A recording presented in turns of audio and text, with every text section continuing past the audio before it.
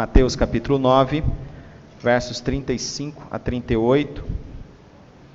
Nós temos sempre nas nossas lives, durante a semana, falado sobre os milagres de Jesus no livro de Mateus.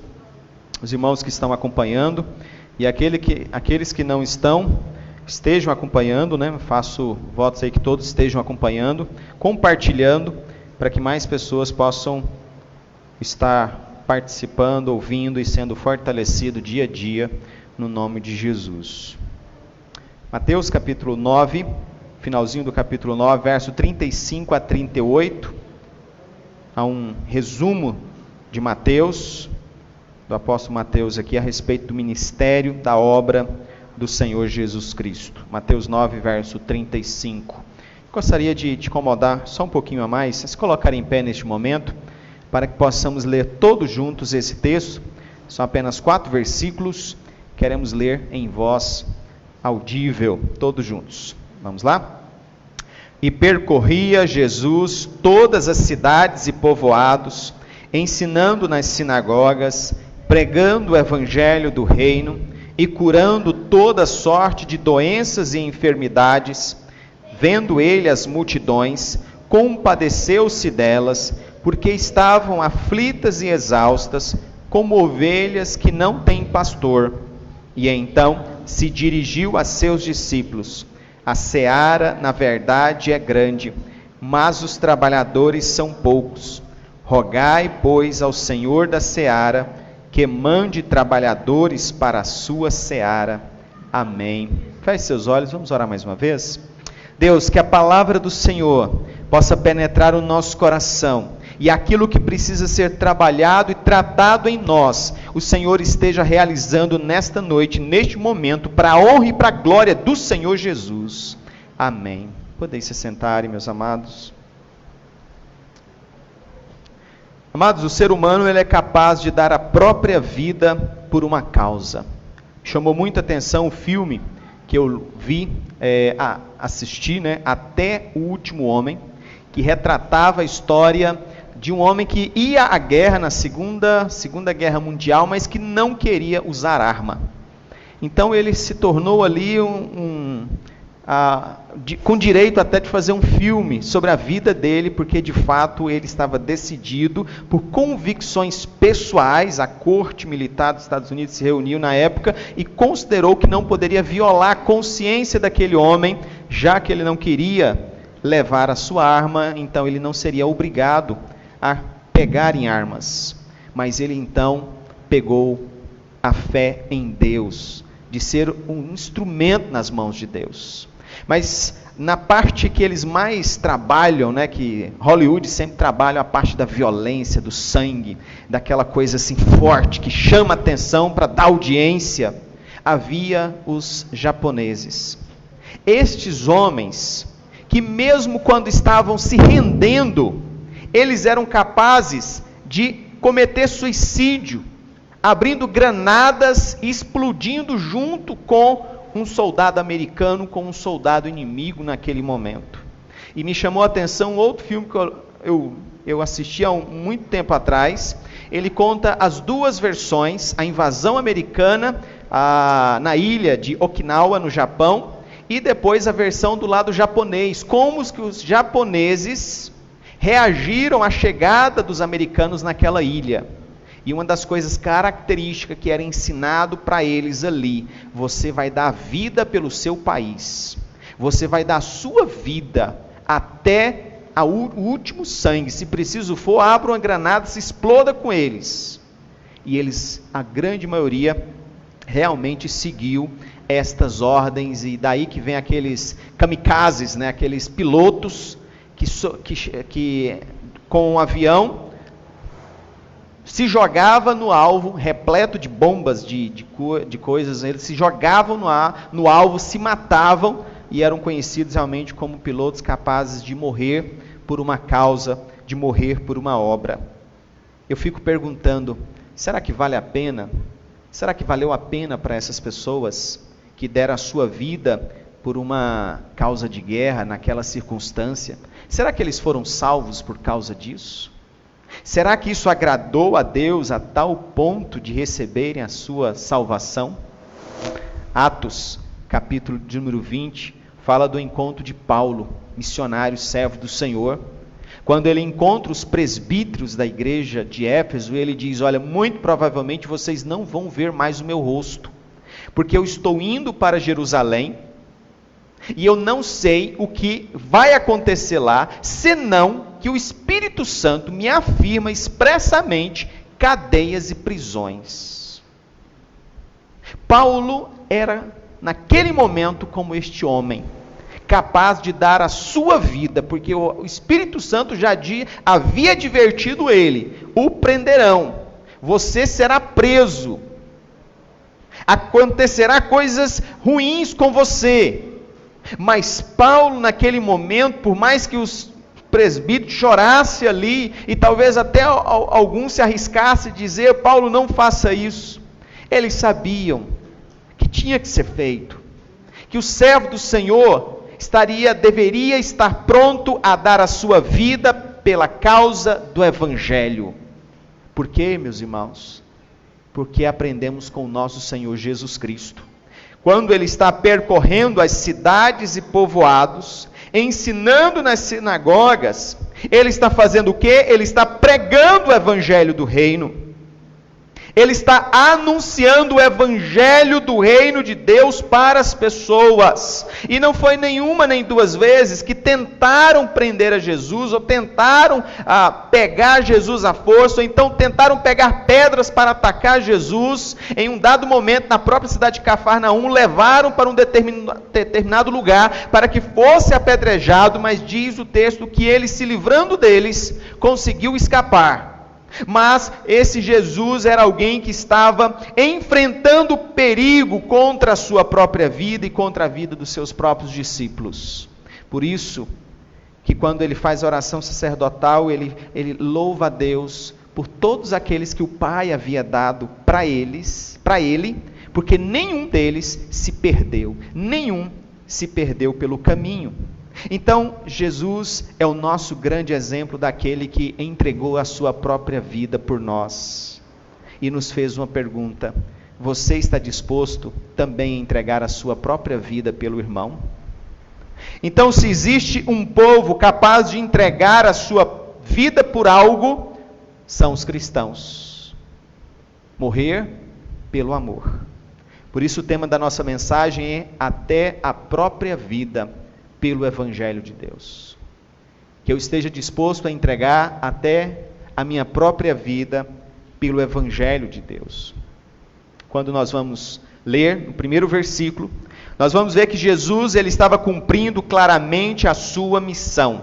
Ele tinha um alvo, ele tinha uma missão dada por Deus, algo que ele havia recebido de Deus, e ele estava então arriscando a sua própria vida para cumprir essa missão.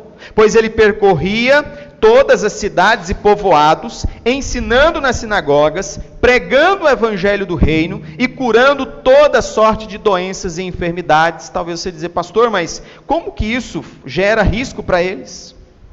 Mas gerava pela inveja, pelos ciúmes dos líderes judaicos que perdiam as multidões. De repente, aqueles líderes acostumados com um determinado grupo de pessoas, de repente aquelas pessoas iam embora, e eles ficavam sozinhos, falando para ninguém, e eles então procuravam saber para onde estão indo. Estão procurando Jesus, o Nazareno. Estão procurando Jesus lá da Galileia. E isso incomodava os poderosos, incomodou os poderosos, e eles então deliberavam sobre como poderiam matar a Jesus. Nós vimos isso quando Jesus cura o homem da mão ressequida, dentro de uma sinagoga. Eles saem da sinagoga, depois que Jesus cura aquele homem no dia de sábado, e eles estão determinados a matar a Jesus, os líderes religiosos daquela época, para que tenhamos uma noção da degradação moral que chegou àquele reino, àquele país naquela época. Mas Jesus tinha uma missão principal, irmãos. Muitos pensam que a missão principal de Jesus era curar toda sorte de doenças e enfermidades, porém não era. As curas, os milagres eram sinais de que quem estava realizando estes sinais, essas curas, era muito mais poderoso do que o próprio que estava realizando as curas. Os sinais apontavam para Deus, os sinais apontavam que aquele que curava estava fazendo em nome de Deus, não em seu próprio nome, e Jesus deixa isso bem claro em vários momentos. Eu curo porque é chegado o reino de Deus sobre vós. Eu expulso os demônios. Eu consigo controlar a natureza. Eu consigo curar pessoas leprosas. Eu consigo curar pessoas a distâncias. Eu posso curar cegos, seja cego de nascença ou o que for. Mateus capítulo 8 vai falar a respeito disso. Em todas as curas, em tudo aquilo que Jesus realizou, Ele estava transmitindo essa mensagem para que alcançasse o coração das pessoas. Mas as pessoas, muitas delas, viam, mas não acreditavam. Viam, mas não davam valor àquilo que Jesus estava fazendo. E se naquela época, pessoalmente, eles não acreditavam, não davam valor no que Jesus estava fazendo, imagine hoje. Quando muitos tentam desqualificar a própria palavra de Deus, dizendo, olha, é apenas um livro, é apenas papel, o papel aceita tudo e não é bem assim. De tal maneira que muitos, acreditando nestas fantasias, acabaram desistindo da própria fé, como nós vemos na Europa, e grandes movimentos, grande parte ali dos Estados Unidos, e isso tenta chegar no Brasil também, tentando desqualificar a palavra do Senhor, agora tentando dizer, não, a Bíblia ela é homofóbica, a Bíblia ela não privilegia as classes, a Bíblia ela é contra as pessoas, ela é contra as mulheres, é contra os negros, é contra os homossexuais, tentando estigmatizar a Bíblia como se fosse um livro que vai te deixar preconceituoso, que vai te deixar numa situação sem moral na sociedade, e vai ser visto com maus olhos por muitos que tentam denegrir a imagem da palavra do Senhor. Mas, meus irmãos, a palavra do Senhor é a palavra do Senhor, não depende que nós venhamos a defendê-la, o próprio Senhor é quem defende. E Jesus estava ali, independente das ameaças que poderia receber, ele estava pregando o evangelho do reino. João Batista já pregava o evangelho. Nós falamos sobre ele quando, na conclusão da nossa série Andar com Deus, esse evangelho é o evangelho de arrependimento, mas agora quando Jesus prega, em João era de arrependimento, mas agora quando Jesus prega, além do arrependimento há o fator de transformação, de conversão. Quando um coração se rende a Deus, quando uma pessoa reconhece o seu pecado, entrega a sua vida a Jesus e deseja pautar a sua vida pelos ensinos da Escritura, da palavra do Senhor, e vai viver esses princípios, mesmo que isso doa muito, ou mesmo que ele tenha que abandonar coisas que aparentemente são boas, prazerosas. Eu fico com medo dessa turma, né, das crianças, dos adolescentes, tanto de maldade que eles vão enfrentar daqui para frente, de sutilezas do inimigo, tentando enganá-los. Eu faço parte de um grupo lá de São Miguel do Araguaia, do grupo de 1980, até 2000 mais ou menos, e sempre eles falam, nossa época que era bom, né? Era bom, irmãos, em parte, porque não tinha todo este mal terrível que nós vemos hoje assim, jogado nas mãos das pessoas. O celular, internet, televisão, tudo isso tem o seu lado bom, mas infelizmente a gente está o tempo todo utilizando de coisas que na grande maioria só tem mensagens ruins. E se você vai alimentando dessas coisas, chega um momento que você diz assim, olha, o que tem? O que tem? Eu vivenciei isso em casa, numa dessas séries aí da Netflix. O cara muito apressado falou, não, eu tenho um encontro, e todo mundo quer saber, mas que encontro? Quando chega de repente, um encontro com outro homem. E aí eles vão conversar e vão falar quase como se fosse ali um casal mesmo, um homem e uma mulher, e aquele chamego, aquela coisa toda, gasta não sei quantos minutos ali focando numa série que alcança o mundo inteiro, que é vista por adolescente de todo o planeta. E é visto como, o que tem? Normal. Veja como que as coisas estão mudando na nossa geração. Tanto é que a opinião hoje está sendo criminalizada. Se você diz que é contra, você já pode ser sujeito a ser preso. Não, você não pode ser contra. É proibido ser contra. A opinião sendo criminalizada. A gente vê isso no aborto, no racismo, na homossexualidade, em tantas coisas que estão acontecendo na nossa época. E se nós não nos atentarmos, de repente a gente vai falar assim, o que aconteceu que eu não vi como que tudo isso aconteceu assim tão rápido.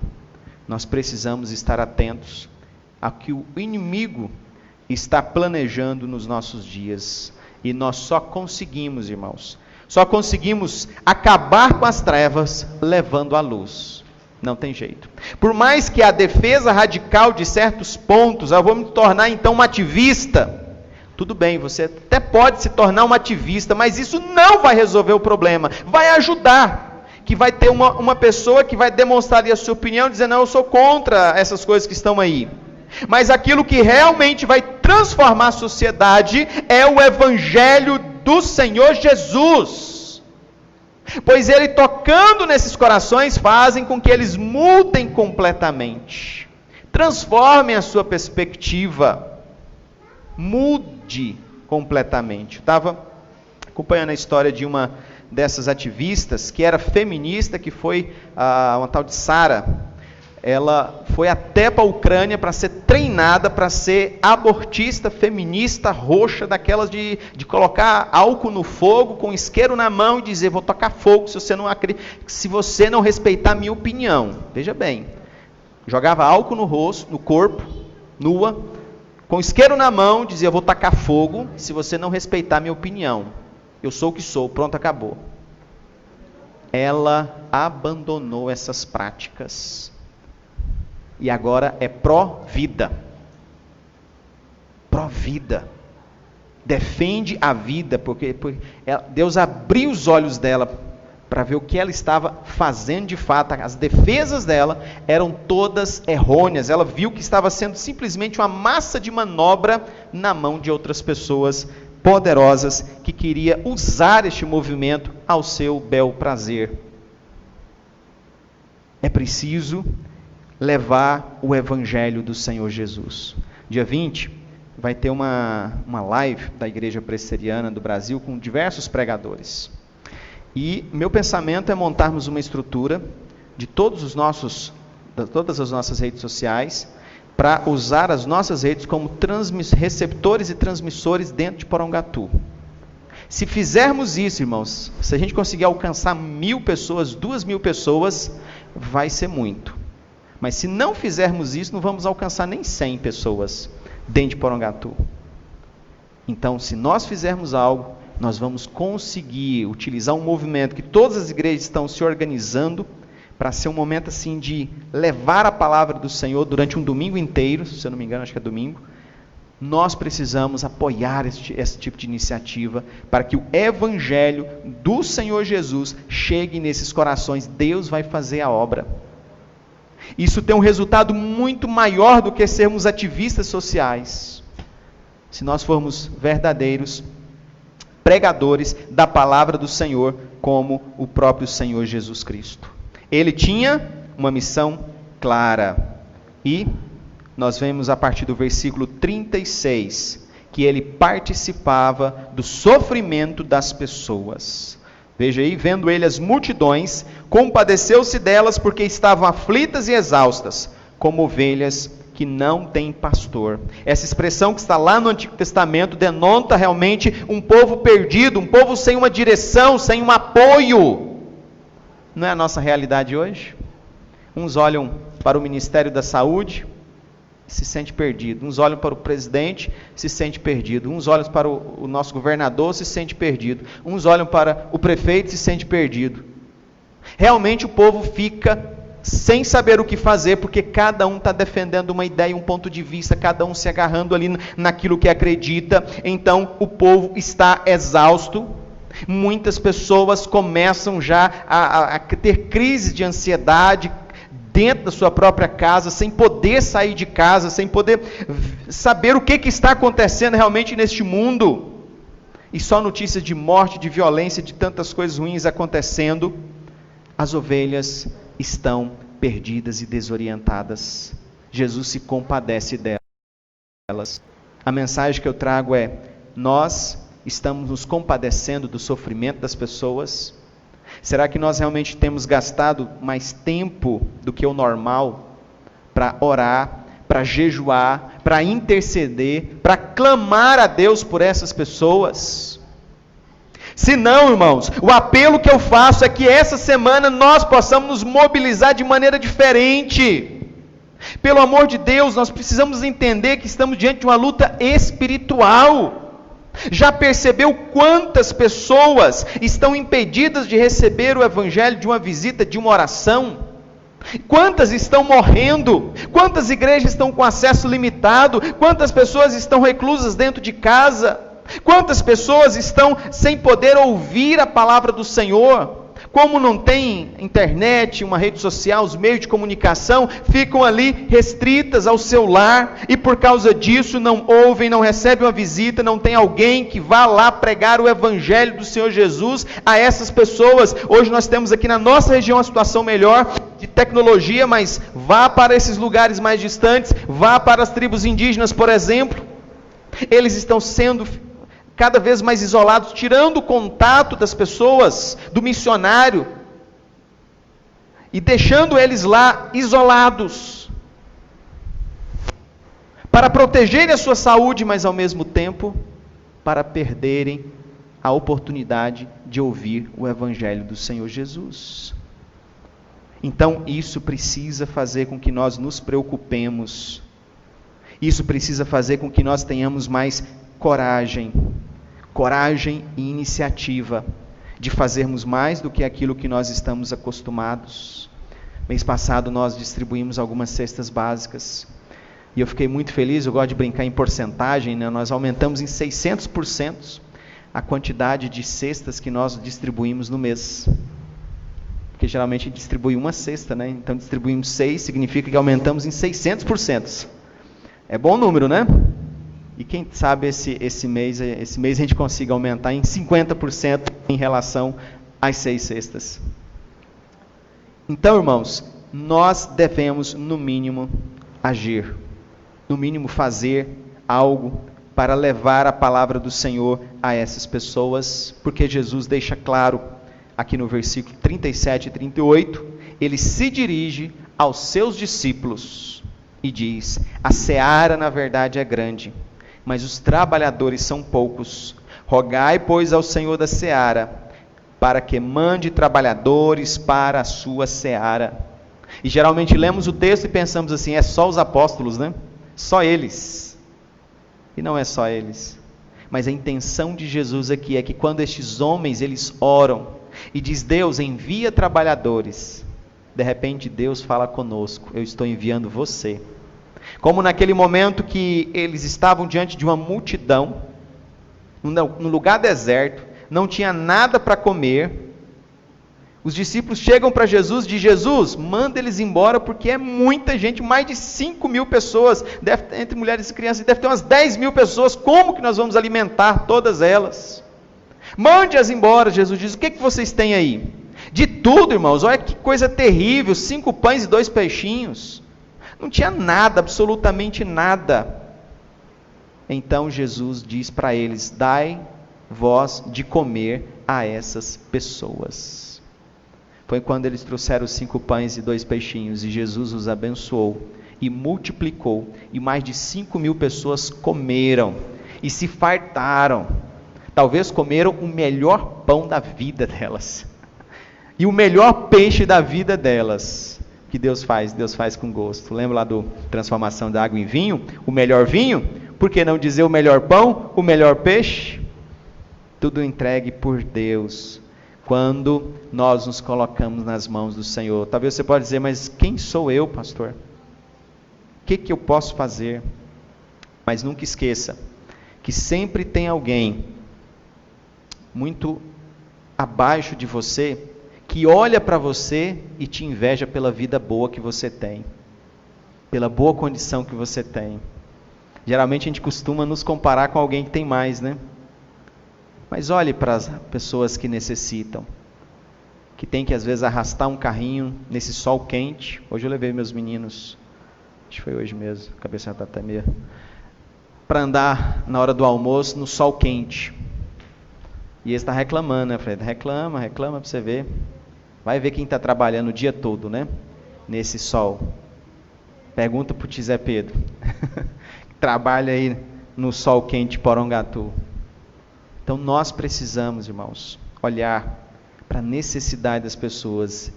Eu tenho condição de ajudar alguém. Mesmo que seja com R$1, mas talvez R$1 para essa pessoa vai valer muito. Vai valer muito. Então que nós possamos nos organizar, nos preparar, para realmente sermos esses instrumentos nas mãos de Deus, para levar esperança para o povo. Veja, no capítulo 10, versículo 1, a sequência, apesar de ter mudado de capítulo, mas a sequência é essa. Tendo chamado seus 12 discípulos, deu-lhe Jesus autoridade sobre espíritos imundos para os expelir e para curar toda sorte de doenças e enfermidades. Eu pergunto, você precisa de dinheiro para isso? Nós precisamos de dinheiro para expelir demônios e curar enfermidades? Se recebermos isso de Deus, irmãos, não precisamos de dinheiro. Vamos dar de graça recebeste, de graça dai. Se o Senhor nos deu o dom, se o Senhor nos dá essa capacidade, se o Senhor nos usar, nós vamos agir e nós vamos ser bênção. Consagração é o que se exige de nós. Pois como Deus pode dar a alguém que fica grudado na televisão o dia todo, no celular o tempo todo, buscando só conversa daqui, bebê de cá, falando de cá, tal, vendo lorota, e não se enchendo de Deus? Como? Só se você for Jonas, né? Mesmo assim, ainda era profeta, e Deus diz, vai Jonas e prega a grande cidade de Nínive. Mas parece que o cara estava tão cheio de si mesmo, que ele falou, eu jamais, e correu para outro lado. Mas Deus queria Jonas, e traz Jonas e coloca na praia, cuspido pelo peixe, para pregar, porque Deus havia ordenado. Então, graças a Deus aqui não tem mar, mas, aqui perto, né? Mas, que você não precise cair no ventre do peixe. Que nós possamos dizer, Senhor, eis-me aqui, envia-me a mim. Por isso eu quero concluir chamando a nossa atenção. Nós hoje estamos passando por uma situação de muita ansiedade, de muita dificuldade, mas o que se exige de nós? Que tenhamos convicção no que cremos. Se cremos em Jesus como nosso Senhor e Salvador, ora, então precisamos ter essa convicção nele, confiança em Deus, ou confiança no Deus que nós cremos, que Ele é poderoso, fé nele, e ter uma entrega absoluta aos seus planos. Não acontecem as coisas por acaso em nossas vidas, tudo é plano de Deus. É se Ele quiser, assim será. Então que nós possamos nos colocar na presença do Senhor e dizer, Senhor, minha vida está nas Tuas mãos. Assim nós estaremos preparados para continuar a pregar o Evangelho, para salvar vidas do inferno. Muitos estão trabalhando para salvar vidas do vírus. Mas o pior destino, a pior morte, é morrer sem Cristo. Será que nós não conseguiremos salvar essas pessoas do inferno? Que Deus nos ajude, nos dê empenho, força, para que nós possamos cumprir essa missão, orarmos a Deus, e se Ele nos chamar, e eu tenho certeza que Ele está nos chamando, nós possamos ser esses instrumentos nas mãos do Senhor. Vamos colocar em pé nesse momento, para que nós possamos orar, para que esta semana seja uma semana